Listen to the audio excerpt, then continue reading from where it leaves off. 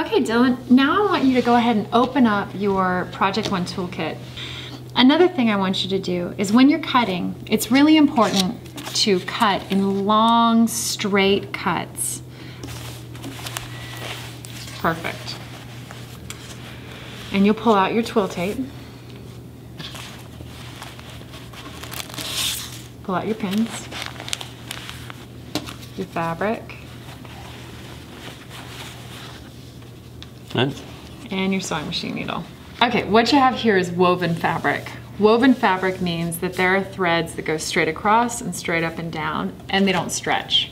Okay, so Dylan, I'm gonna ask you to cut along all of these stitch lines, both to practice and to prepare this fabric for our exercise.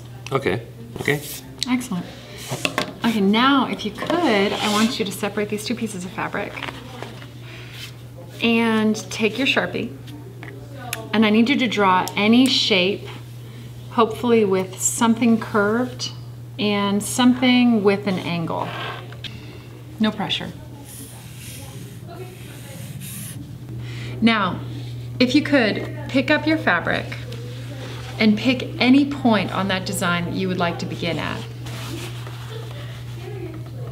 So, position the fabric directly under the needle. Your first stitch will happen directly under that needle, so choose your spot for beginning. Now go ahead and lower your presser foot lifter. Now, if you could, this is what we call planting your needle. Turn your hand wheel towards you, because it's your friend. There you go. I'm gonna need you to go ahead and put your foot on the presser foot. The stitch that we wanna choose is stitch A. That puts the needle in the middle of the presser foot and it gives you a straight stitch. So can you put that, this is the stitch wheel. You get different stitches from that. Now the length that we choose is important also. I like to choose a 2.5, which is halfway between 2 and 3. If you'd like to press your foot down, let's see what happens. Oh. Perfect, you're sewing. So if you could, and you know something I want to point out, you did something perfectly that I didn't tell you to do. You put your hand on this thread when you started. It's a great thing to do because it'll keep your thread from flying up into the machine when the machine starts moving. What you do want to do is guide your fabric. So very gently with one hand on each side, hold it in place, and I would keep my eye more here than here. Watching the moving needle can really confuse you and make you nervous. I watch about a centimeter in front of my needle. Wow. What I want you to do, this is called pivot. I want you to turn this hand wheel towards you. So you just planted your needle. Now pick up your presser foot lifter.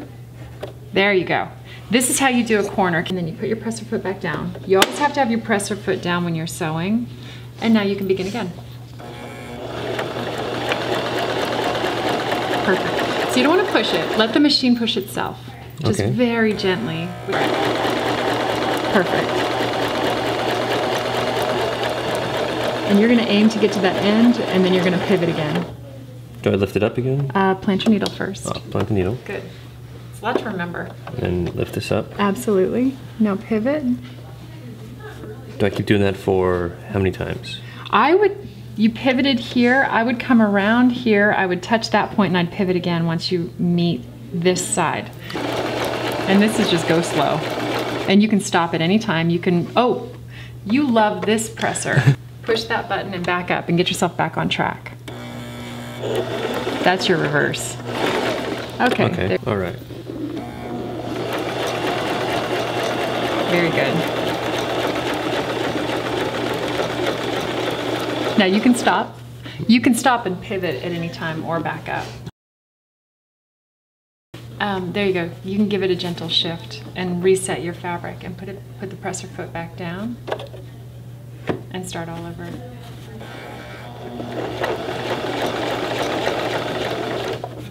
Good. Great. Perfect. All right. Now I would plant your needle first, make sure it's planted. Okay. Lift your presser foot. And you may sew some more, but ultimately you have done your shape. Awesome.